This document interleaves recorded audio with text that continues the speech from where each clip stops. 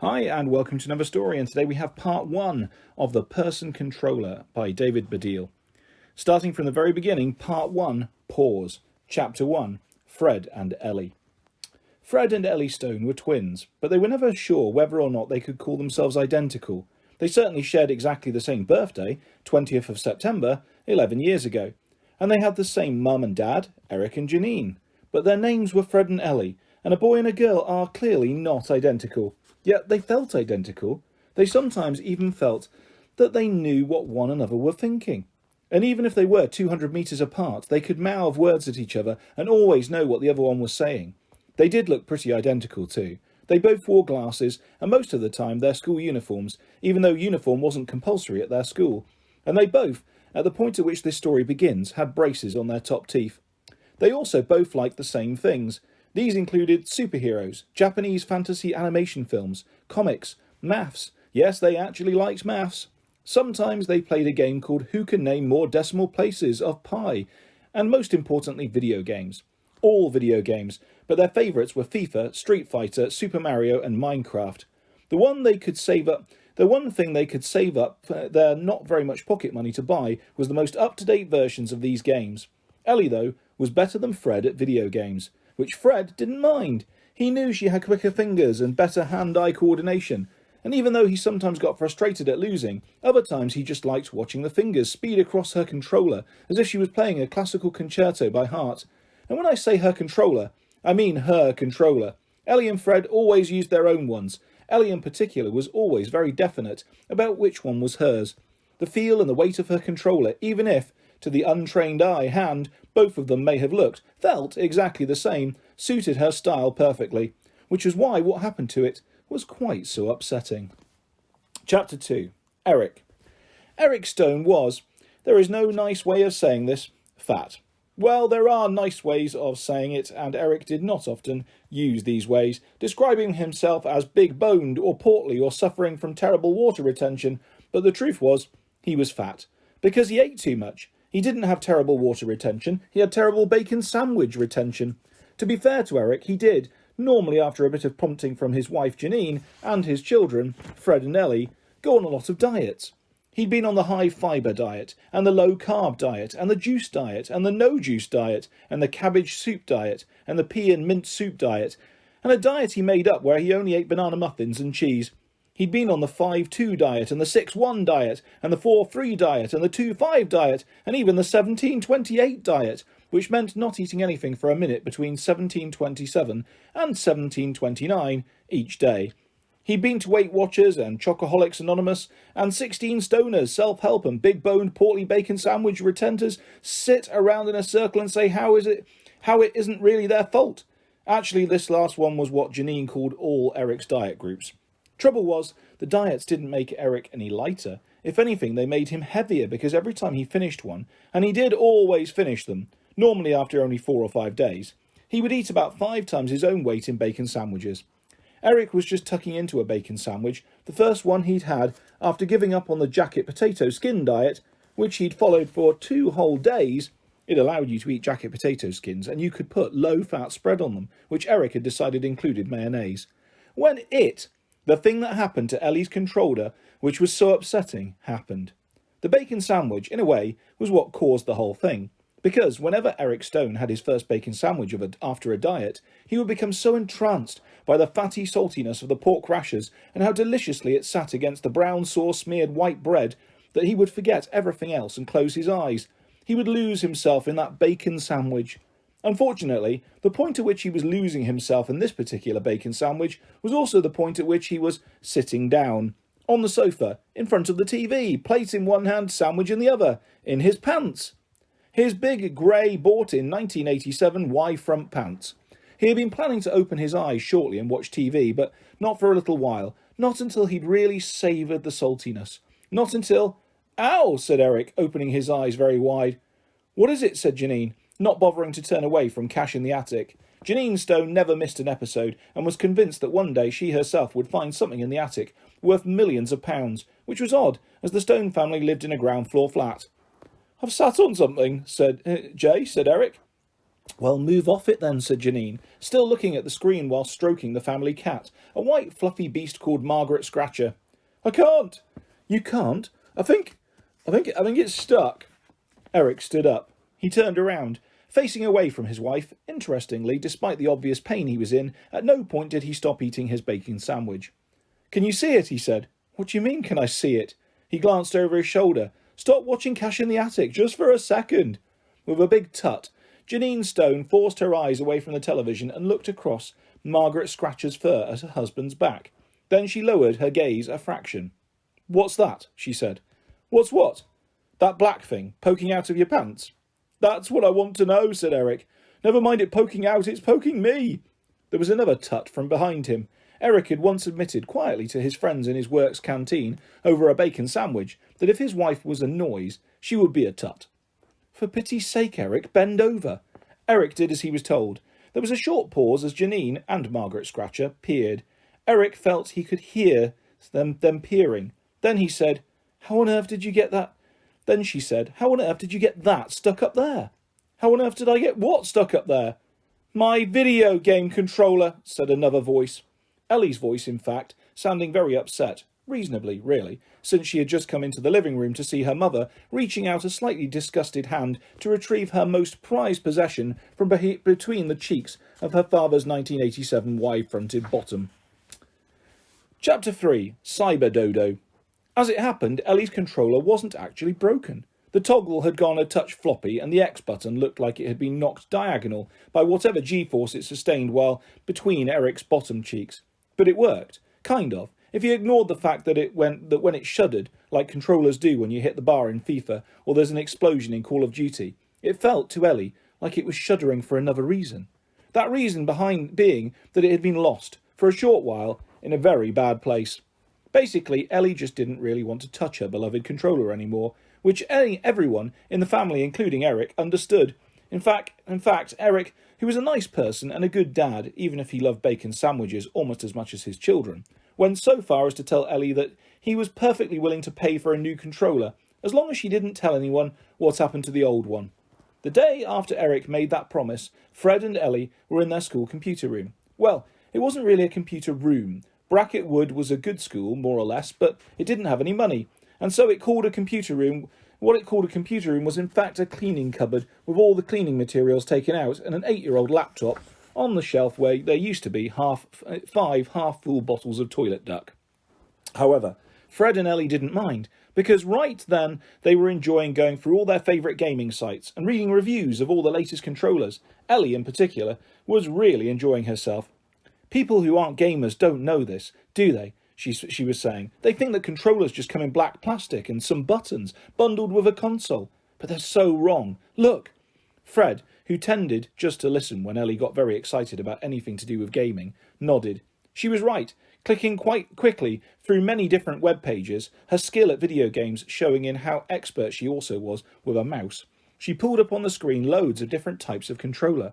Black ones, grey ones, silver ones, rainbow ones, camouflage ones, football team colour ones, ones with big toggles, small toggles, toggles that were gear sticks and steering wheels, controllers with blue lights and white lights and red lights and yellow lights, with ribbed handles and smooth handles and leather-clad handles and handles shaped like hands with headphones and microphones and had speakers attached, and ones you could personalise yourself. You could even have one made in the shape of your own name. The 2 L's in Ellie could be the handles, she said excitedly. Yes, said Fred, wondering how that would work with Fred. Maybe if he went for Frederick, the K and the D could be the handles, but then again, Frederick was probably a bit long for a video game controller. He'd have to hold his hands really wide apart. What browser are you using? Said their sort of friend Sterling, one of the few other pupils at Bracket Wood who could often be found in the computer room. He was standing behind Ellie, peering at the screen. Browser, said Ellie, not turning around. I don't know. Safari? Sterling looked at his younger sister, Scarlett. They burst out laughing. Safari! Oh dear, oh dear, oh dear, they said together. Ellie raised her eyes at Fred, who raised his own back. Sterling and Scarlett were very technologically aware and very proud of it. This was one reason why, as far as Fred and Ellie were concerned, they were sort of friends, rather than friends. Is that wrong? Said Ellie. Well, it's not wrong, but if you want to be truly up to speed, said Sterling. Both design-wise and speed-wise, said Scarlett, as in download speed, she added helpfully. Then I think we should suggest, wouldn't we, Scarlett? Scarlett nodded eagerly. Allegro, she said. Quick Smart. Proticle? Internet Wingding? Paloma's World? Browser? All right, said Sterling, but for me, top of the browser tree has to be, at this moment in time, Cyberdodo. Oh, of course, Cyberdodo. Never heard of it, said Ellie. Where does it say that? Twitter, said Fred. Twitter? Oh dear, oh dear, oh dear. They went. What are you, a pensioner? Added Sterling. No, Cyberdodo is what everyone recommends on Instant Gone, said Scarlett. Wizstream? Quack? Face Tunnel? Pinterest enough? Durkin Pudelek? Sterling shook his head. Chat Whiskers. Chat Whiskers, of course. Ellie, who had continued to stare at the screen while all this was going on, turned around at last. Sterling, Scarlett, can I ask you a question? Are you even on social media? They looked at each other, then shook their heads. Are you in fact even allowed to use a computer without your parents' permission? Scarlett and Sterling looked at each other again, then shook their heads. Our mum says we can when we're in year 5, said Scarlett quietly. This was the other reason that Sterling and Scarlett were only sort of friends. They were in years 3 and 2. They were 8 and 7. OK. Aye, babies, said Ellie, turning back around to the computer. Then perhaps some of your recommendations can wait. At least until... Well, well, well.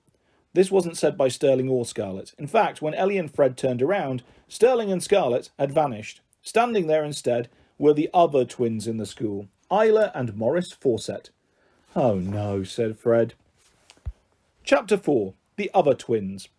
Like Fred and Ellie, Isla and Maurice were twins, but also like them, a boy and a girl, and therefore also non-identical twins.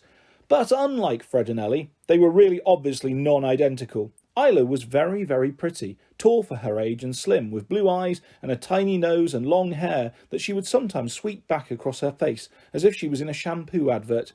Maurice looked like a badly shaven gorilla. New pupils at the school, therefore, tended to be frightened of Maurice, which they were right to be. But the reason they really needed to be frightened of, the one they really needed to be frightened of, was Isla. Because Maurice and Isla Fawcett were the Bracket Wood school bullies. They prided themselves on it. They spent a lot of time working on their bullying style. They had been heard to talk about their bullying brand, and within that brand, although Maurice did more of the actual physical work, he covered Chinese burns, dead legs and wedgies. It was Isla who was the mastermind. Go away, said Ellie. I don't think so, said Isla, reaching over and turning the laptop screen towards her and her brother. Ooh, they said, both going up sarcastically in the middle. Ooh. Ellie raised her eyes to heaven. How long have you two been practising that? She said. About 3 days. Shut up, Maurice, said Isla. Anyway, I see you're looking for video game stuff, are you? Yeah. Are you? Said Maurice, who tended, when not exactly sure what to do, read the whole bullying thing just to repeat what Isla said. Well spotted, said Ellie. Thank God there's a photo on the screen so that you could work that out. How would you have known if it was just words? Very funny, said Isla. At least I can see it without glasses. There's nothing wrong with wearing glasses. Oh, isn't there? Shall we go and ask Rashid if he likes girls with glasses, or for that matter, girls with braces and pigtails, and who still dress like they're in year 1? Ellie blushed and looked away. Rashid Khan was universally considered to be the most handsome boy in their class. More importantly, he was also universally considered to be the nicest boy in the class. Now, Ellie wasn't very interested in boys. She was much more interested in video games, but something about Rashid did make her feel a bit funny inside. A long time ago, back in year 4, before Isla Fawcett had completely grown into the bully she now was, Ellie had stupidly confided this to her, and now she always worried that one day Isla was going to tell Rashid, who, Ellie was sure, probably liked Isla, or at least girls who looked like Isla, more than Ellie anyway. Fred, knowing that the mention of Rashid had embarrassed her sister, said, Leave it, Isla. Sorry, what was that? Said Isla, turning to him. Yeah, what was that? Said Maurice, also turning to him. It was true Fred hadn't said it very loudly. Nothing, said Fred. Oh, that's very odd, said Isla. Yeah, odd, very, said Maurice, improvising. Because I'm sure you said something. Was it maybe something about being a boy who isn't even as good at video games as his sister? Yeah, his sister, said Maurice. Fred looked away embarrassed. Even though he didn't mind at all that his sister was better than him at video games, he did mind people at school making fun of him for it, which some did. Not because Ellie had told everyone, but because Eric, at Bracket Wood's last parent-teacher evening, when asked by their form teacher, Miss Parr, what he thought Ellie's particular talents were, had said, "Video games." You'd have thought that would have been the boy, but no, she's the one with the magic fingers. Unfortunately, Eric's voice was very loud and booming, and everyone in their form room and most of the rest of the school had heard. In fact, Fred, you're probably even worse at video games than you are at actual games, said Isla. Yeah, actual games, said Morris. Like, said Isla, turning to Morris. There was a pause. What? Said Morris. I thought you might say this bit, said Isla. Morris frowned. What bit? The bit about which games he's rubbish at. Like, give some examples. Morris looked blank. Oh, come on, Morris, said Isla. Do you have any idea how hard it is to always drive the bullying? To have to come up with all the clever things to say to humiliate other children? Frankly, I'm starting to think you're just a passenger in what we're doing here. Morris frowned again. Then he frowned some more. Finally, his face cleared.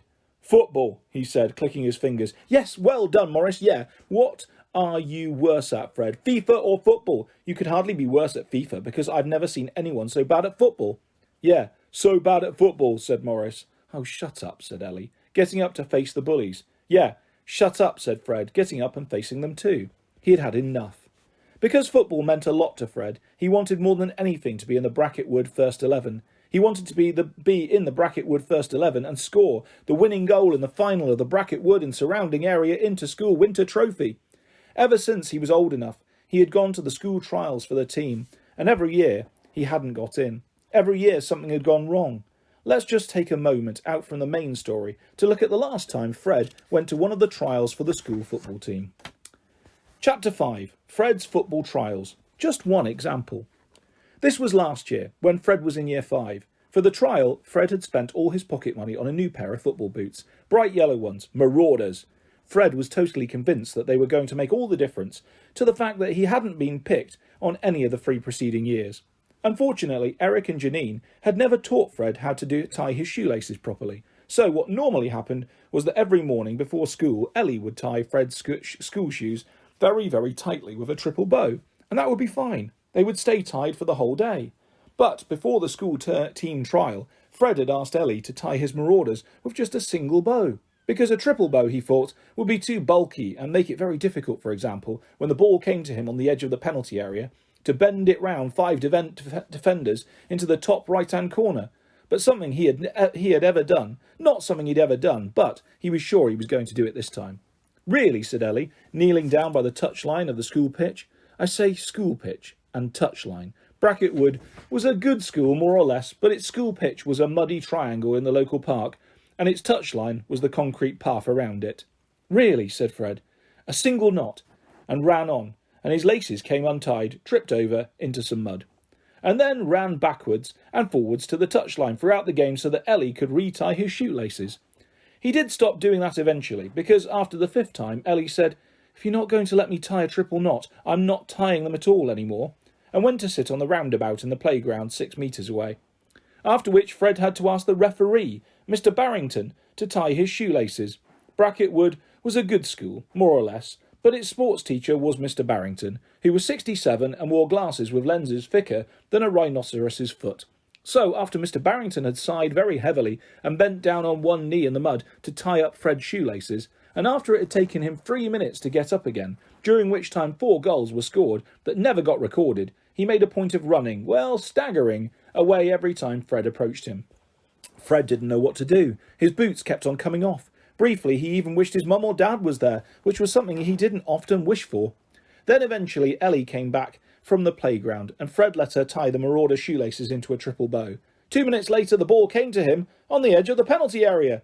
Come on, Fred, shouted Ellie. Hit it! Fred focused on the ball. He ran towards it, confident now that his shoelaces were not going to come undone. He hit the ball square in the middle of his left foot, square in the middle of his triple bow. So the ball went almost nowhere near his actual foot. It went almost entirely near the big knot of his shoelace. Fred, to be fair, had been right. A bow that size was too bulky, which wasn't much comfort to him as the ball spun backwards over his head, hitting Mr. Barrington full in the face. Ow! Said Mr. Barrington, as the rhino foot lens glasses flew off his face and into the mud. Everyone apart from Fred laughed, loud and long. Fred himself just turned and walked off, knowing that he certainly wasn't going to get into the school team this time. Now, let's go back to the story. Chapter 6, Wedgie. So that's why Isla and Morris making fun of his footballing ability did touch a nerve with Fred, and why he told them to shut up. It felt good, saying shut up. It felt to Fred that the time had come to stand up and be counted, and he had stood up and been counted. He had said, "This much and no more." He had drawn a line in the sand and told the bullies not to cross it. And that feeling, that he had stood up and been counted, that he had said this much and no more, that he had drawn a line in the sand and told the bullies not to cross it, was certainly some small comfort to Fred as Morris proceeded to give him a dead leg, an elbow drill, and a wedgie. Chapter 7. Click here. "I feel really bad," said Ellie, trying to help Fred out of the dustbin. Isla and Morris's last move, a classic bit of bullying, was to plonk Fred in the computer room bin bottom first, so that his legs stuck out like wheelbarrow handles. "Don't feel really bad," said Fred. "What did you say?" said Ellie. "I said," said Fred, trying hard this time not to groan as he said it, "don't feel really bad." "But I'm your sister." She grabbed hold of his legs and pulled. "At first, and just because I'm a girl, shouldn't mean that I can't protect you from the bullies, and..." As she spoke, her weight finally pulled her brother, and the bin attached to his bum, looking not unlike a snail shell, forward.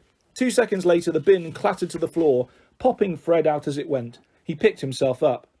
"I know that, Ellie, but you tried your best. It wasn't your fault that Isla's arm is quite long." This was a reference to the fact that while Fred was getting his dead leg and his elbow drill and his wedgie, Isla had been holding an arm out and blocking Ellie from getting close enough to help her brother by putting her palm on Ellie's forehead. Ellie had swung her arms a few times, but sadly got nowhere near landing any punches. "Anyway, where's the laptop?" Fred said. They both looked around. It wasn't on the shelf anymore. It was on the floor next to some scrunched up sweet pit wrappers that had fallen out of the bin. It had landed upside down, in the shape of a tiny tent. "Oh my God," said Ellie. She lifted it up carefully, as if it was a bird whose wings had folded down across its body after an injury. But it was fine when she turned it around. More than fine, actually. The screen seemed to be glowing brighter than ever, and on the screen the browser had clicked through to a new page on which was shown a certain image of a controller. It was an amazing-looking controller. It was black, but with blue lines running across its body. There weren't 4 buttons on the top right-hand side as normal, but 6, and they weren't lettered or numbered or ordinary colours, red and green and yellow. They were jewelled, silver and gold and diamond and emerald and amber and ruby. The control stick, which also had a jewelled top, appeared to be reaching out of the screen, as if in 3D. Its central button had no recognisable trademark, but just an image of something. It might have been a person or an animal or a ghost dancing. "Wow," said Fred. "Yeah, wow," said Ellie. She clicked on the screen for a closer view. At which point the blue lines running across the body of the controller lit up and began to pulse. The blue light washed across Ellie and Fred's spellbound faces. "What is this website?" said Fred. "I don't know."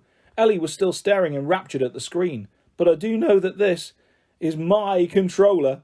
"Really?" said Fred. "Yes," said Ellie. "I can feel it." Fred nodded. He knew there was no point in arguing with Ellie when she had set her mind on something. "Okay, but how do we pay for it?" Ellie frowned. A link popped up that simply said, "Click here." So she did. There was a moment of computer fuzz, and then in a little window next to the controller, a man, bald, but with long hair at the back, wearing very small square sunglasses and a head mic, appeared on screen. He looked directly at the twins. "I am...